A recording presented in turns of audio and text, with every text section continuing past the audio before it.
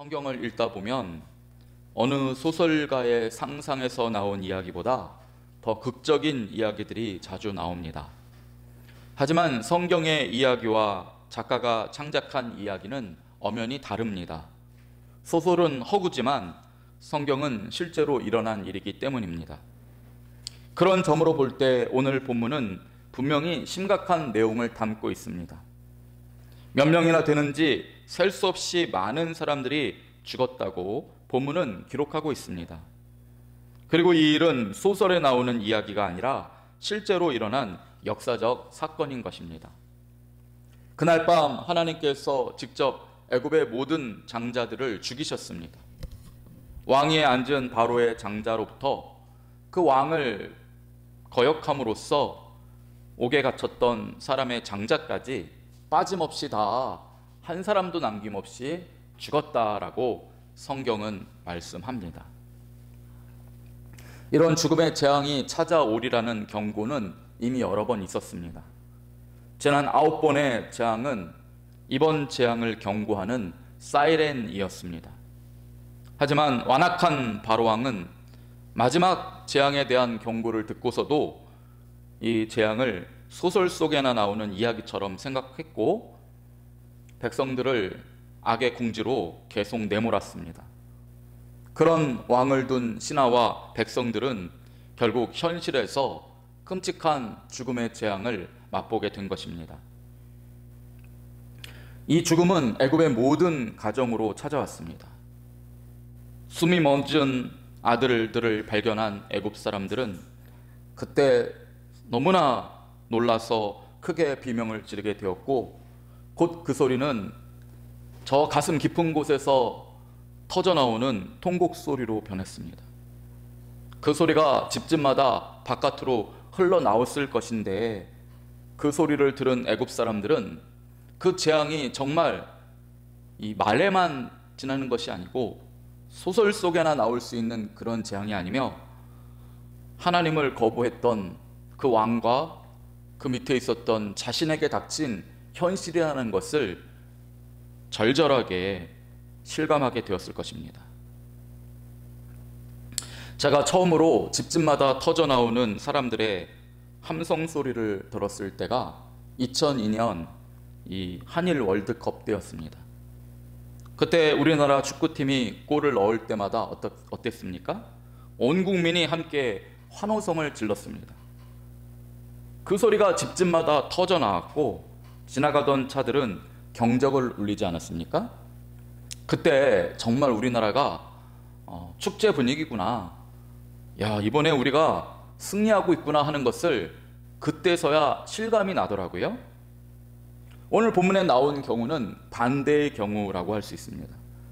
승리의 환호성이 아니라 깊은 절망에서 우러나온 통곡 소리가 애굽의 가정마다 밖으로 흘러나올 때 그 끔찍한 비명소리가 모든 가정에서 메아리치는 그 순간 사람들은 실감하게 되었을 것입니다.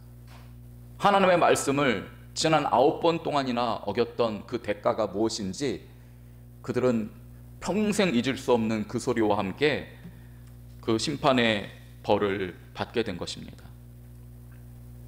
그런데 이렇게 애굽의 백성들로 하여금 비명을 지르게 만든 자가 누구입니까? 그는 애굽에서 신으로 추앙을 받던 교만한 바로 왕이었습니다. 그가 백성들에게 무서운 재앙을 가져온 것입니다. 신하들의 만류에도 불구하고 9번의 재앙을 통해서 얼마나 어려운 일들을 당했는지를 뻔히 보면서도 그 교만 꺾지 못해서 자신이 신이라는 착각 속에 빠져서 나라를 지금 이 지경으로 몰고 간 것입니다. 바로왕은 애굽에서 고센 땅에 처음 이 비명을 가지고 왔습니다. 척박한 땅이라 풀밖에 없는 그러한 고센 땅에서 애굽 사람들이 목자라고 천하게 여기던 하나님의 자녀들이 살고 있었습니다. 바로왕은 이 하나님의 자녀들을 몰살시키고자 합니다. 그래서 이스라엘 자손들의 가정마다 태어난 그 갓난 아기들을 죽였습니다. 그때 고센 땅의 집집마다 슬픔의 비명소리가 터져 나왔습니다. 그 일이 시작이었습니다. 그 끔찍한 악이 이제 곧 하나님의 재앙으로 되돌아오게 된 것입니다. 애굽 사람들 중에도 바로왕의 그 죄악을 비판적인 시각으로 바라보고 바른 말을 하는 사람들이 있었던 것 같습니다. 그렇게 오늘 말씀을 보시면 바로왕의 왕자에서 맏아들이 죽었을 뿐만 아니라 옥에 갇힌 사람의 이 장자들도 죽었다 하는 말이 있는데, 저는 아마 그 옥에 갇혔다는 그 사람을 성경이 기록한 이유가 이 바로왕의 죄악을 가지고 반대했던 사람들이 갇힌 그런 이 죄수 생활을 말하는 거로 생각이 들었습니다. 그래도 아무 소용이 없었다는 것입니다. 한 나라를 이끌어가는 지도자가 이렇게 악하니 결국에는 바른 말을 했던 사람들까지도 함께 이 고통을 겪어야 했다는 것입니다. 이렇게 애굽은 악이 활개를 치는 상황에도 권력자가 마음껏 히브리인들을 말살하던 그런 나라였고, 노예들의 노동력을 기반으로 돌아가는 악의 제국이었습니다. 그렇기에 한때 세계를 이끌어가던 초인류 국가였던 애굽은 악을 조장하는 바로왕과 그를 방치하는 백성들의 죄악으로 세상에서 없어져야 할 불량 국가가 되고 만 것입니다. 역사를 보시면 어느 나라든 마찬가지였습니다.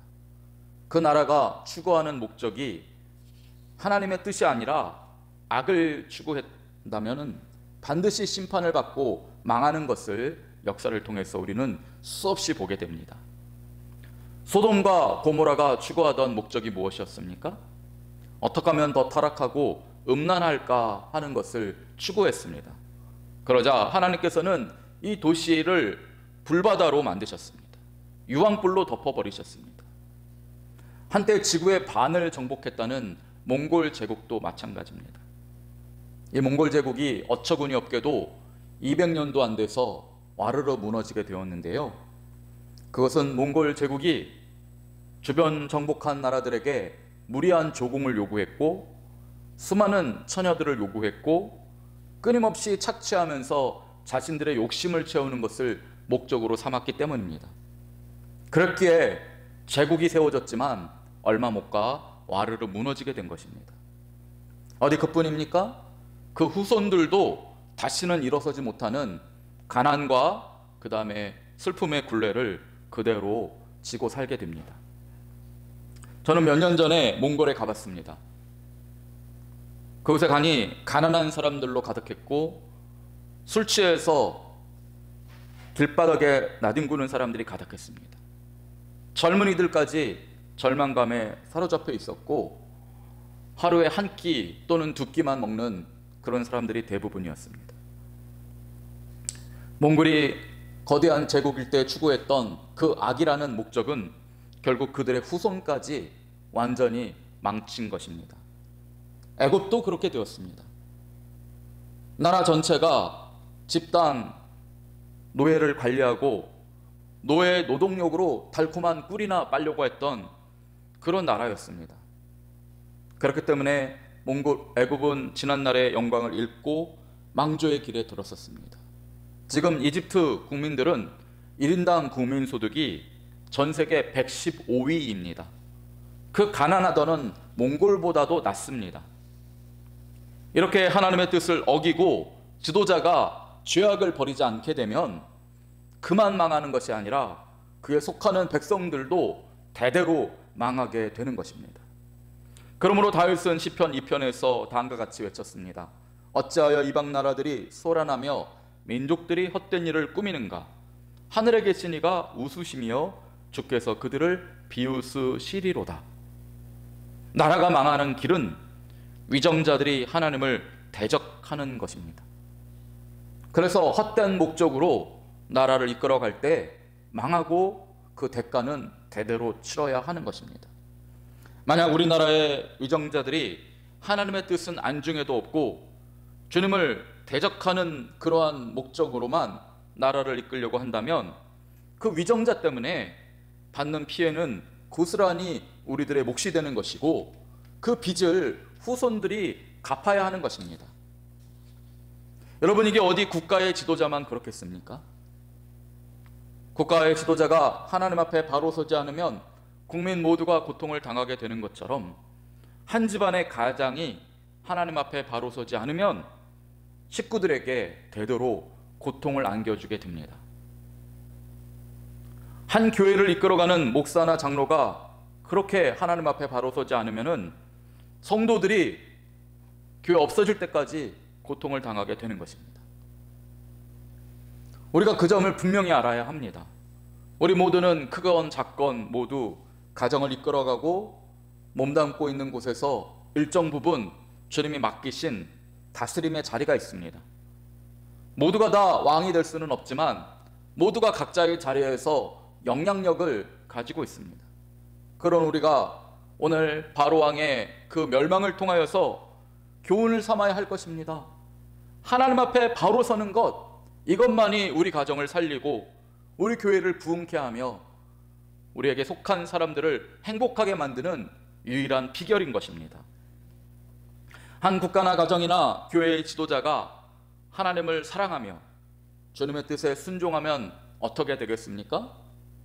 백성들은 대대로 기뻐하게 될 것이고 식구들은 후손까지 행복하게 될 것이며 교회는 다음 세대까지 부흥하게 될 것입니다. 2002년 한일 월드컵 때를 떠올려 보십시오. 그 전까지 우리나라 대표팀은 탁월한 지도자를 만나지 못했습니다. 그러다가 월드컵을 앞두고 100년에 한 번 나올까 말까 한다는 그런 탁월한 지도자를 축구팀의 감독으로 모셨습니다. 그러자 눈부시게 발전했습니다. 그 한 사람의 지도자로 인해서 국민 전체가 기쁘게 이 환호성을 지르는 그날 밤이 이루어질 수 있었던 것입니다. 성도 여러분, 우리도 이와 같은 소망을 품고 하나님 앞에 바로 서게 되시기를 바랍니다. 나를 통해서 내 가정이, 우리 교회가, 그리고 우리 주변 사람들이 행복함과 기쁨에 탄성을 지를 수 있는 그날을 꿈꾸며 주님 앞에 바로 서시기 바랍니다. 우리에게는 이미 그 길을 먼저 걸어가신 참된 지도자 한 분이 계십니다. 그분이 누구십니까? 우리의 길이요 진리요 생명 되시는 예수 그리스도이십니다. 주님은 우리 가정의 영적 가장이시며 이 땅의 진정한 왕이시며 또한 교회의 머리가 되십니다. 주님은 어떻게 나라를 이끌어가야 하고 가정을 인도해야 하며 교회를 섬겨야 하는지 당신 자신이 실제로 모범을 보여주셨고 성경에 낱낱이 남기셨습니다. 그러므로 우리는 맨 땅에 헤딩하는 사람들이 아니라 이미 걸어가신 주님의 발자취를 따르면 되는 그런 행복한 주님의 자녀들입니다. 오늘 하루 주님께서 우리에게 맡겨주신 인도자의 길, 지도자의 길을 어떻게 걸어가시겠습니까? 그리고 우리를 통하여 우리에게 속한 사람들이 어떠한 삶을 맞이해야 하겠습니까? 참 소망을 꿈꾸며 주님의 뒤를 따름으로써 우리를 통하여서 많은 사람들이 웃음 짓게 하는 복된 저와 여러분이 되시기를 주님의 이름으로 축원드립니다. 아멘. 기도하겠습니다. 주님, 한 나라의 지도자 바로왕으로 인하여서 나라가 망하고 되도록 그 후손들이 그 죄악의 짐을 짊어져야 한다는 것을 말씀을 통해 보게 하셨습니다. 주님, 우리에게도 각자의 자리에서 선한 영향력을 끼쳐야 하는 그런 책임들이 있는데 오늘 바로왕은 타산지석으로 삼게 하시고 우리들의 진정한 왕이시며 교회의 머리가 되시며 우리 가정의 영적 가장이 되시는 주님의 뒤를 따르게 하여 주옵소서. 주님이라면 어떻게 하셨을까 기도함으로써 깨닫게 하여 주시고 그래야 우리를 통하여 가정이 후손까지 행복하게 하여 주시고 우리를 통하여 교회가 다음 세대까지 부흥하게 하여 주시고 우리 때문에 이 나라가 다시 그리스도의 푸르고 푸른 계절을 맞이하게 하여 주옵소서. 그 소망 위에 기름 부어주시고 오늘 하루를 이끌어 주실 것을 감사드리며 예수님 이름으로 기도드립니다. 아멘.